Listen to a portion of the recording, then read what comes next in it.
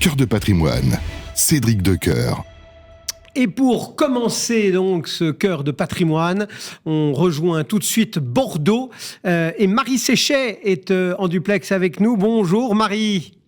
Bonjour Cédric. Merci de nous accorder ces quelques petites minutes.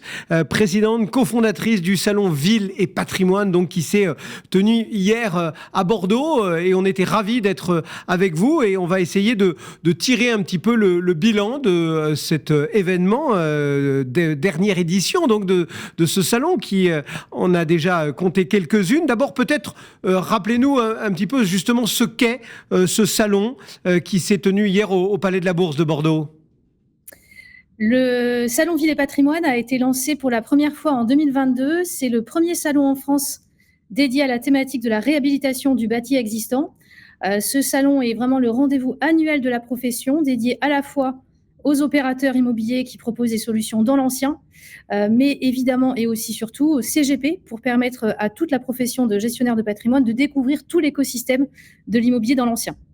Alors, c'est vrai que c'était très agréable d'échanger, etc., dans les allées de la nef de ce Palais de la Bourse de Bordeaux. Un petit mot peut-être de l'ambiance, telle que vous l'avez vécue, vous, en tant que présidente, que cofondatrice de ce salon. Qu'est-ce que vous ont dit les exposants? Qu'est-ce qu'ont pensé, entre guillemets, les visiteurs? Voilà, la tenue des échanges. Alors, les exposants qui nous font confiance maintenant depuis 4 ans, puisqu'on est vraiment sur la 4e édition du salon, ont été très satisfaits de cette 4e édition, puisqu'en fait, ça nous a permis de réunir près de 40 exposants spécialisés dans cette thématique. Et également, on a eu à peu près 800 visiteurs qui étaient présents sur cette édition. Donc ça a été un magnifique succès. Ce que je peux dire en termes d'ambiance, c'est que compte tenu de l'incertitude des marchés immobiliers depuis plusieurs mois maintenant, et c'est vrai que ça a un petit peu duré. C'est un excellent moyen de se retrouver et de pouvoir partager, échanger, pouvoir se retrouver entre confrères, etc. dans ce contexte. Et donc les exposants ont été très satisfaits parce que c'est vrai que depuis plus d'1 an, comme je disais, le contexte était un peu particulier. Les CGP, enfin les conseillers en gestion de patrimoine, ça leur a aussi permis de pouvoir retrouver leurs partenaires, mais aussi de découvrir de nouveaux acteurs qu'ils n'avaient pas l'habitude de connaître.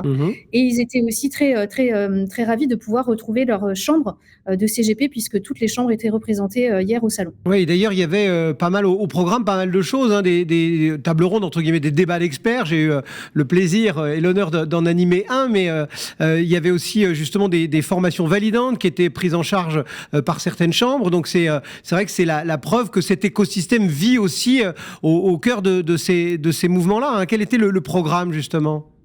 Alors, le programme était très riche cette année, puisqu'en fait, on a proposé 2 débats d'experts dans le courant de la journée sur 2 thématiques. La première thématique, c'était réhabiliter son cœur de ville grâce au dispositif Malraux. Et la deuxième thématique, c'était le Denormandie au secours des villes moyennes. Donc ça a été animé par un certain nombre de partenaires de qualité, donc ça a été très apprécié. Et nous avons également proposé 2 formations validantes auprès des adhérents de la compagnie des CGP et de l'ANACOFI sur les thématiques de la restauration du patrimoine et sur le Denormandie optimisé au déficit foncier, pour leur permettre également de valider des heures sur la thématique immobilière. Voilà donc pour une partie du programme, en plus évidemment de tous les échanges et les discussions qui ont eu lieu dans les allées. Et puis presque point d'orgue, j'ai envie de dire, la remise d'un prix. C'est assez fréquent que dans les salons, il y ait une espèce de manifestation comme ça de prix. Le prix Viollet-le-Duc. Qu'est-ce qu'on peut dire sur ce prix qui vient couronner en fait finalement des projets dans ce monde de la réhabilitation, c'est ça ? Tout à fait, exactement. Donc, ce prix Viollet-le-Duc a été lancé pour la première fois en 2024, lors de la 3e édition l'année dernière. Ça a connu un très grand succès l'année dernière pour permettre de récompenser les meilleurs réhabilitateurs. Donc, c'est vraiment un prix très spécifique justement sur la thématique du Salon Ville et Patrimoine. Nous avons eu cette année pour 2025 à peu près une vingtaine de candidatures sur 3 thématiques, sur 3 catégories. La catégorie emblématique, la catégorie de charme et la catégorie environnementale. Et donc, effectivement, ça a eu lieu pendant le salon à 16h pour permettre de récompenser les meilleurs réhabilitateurs. Et alors, dites-nous tout, révélons maintenant au grand public, entre guillemets, qui a gagné? Alors, nous avons eu 3 lauréats. Sur la catégorie de charme, le lauréat a été Mérimée Promotion. Pour la catégorie emblématique, le lauréat a été Next City Héritage. Et pour la catégorie environnementale, le lauréat a été Caractère. Et bien voilà qui est dit.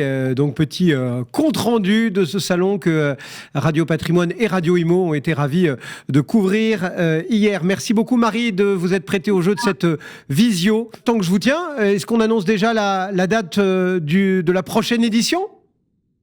Absolument. La date a été fixée au 11 juin 2026, toujours au Palais de la Bourse de Bordeaux, avec probablement une grande actualité l'année prochaine, c'est qu'on va certainement lancer les assises de la réhabilitation. Donc ça sera une grande nouveauté de l'année prochaine. Eh bien, le rendez-vous est déjà pris. Les CGP peuvent l'inscrire à leur programme sur les tablettes. Merci beaucoup, Marie Séchet, donc présidente et cofondatrice du Salon Ville et Patrimoine. Cœur de patrimoine, Cédric Decoeur.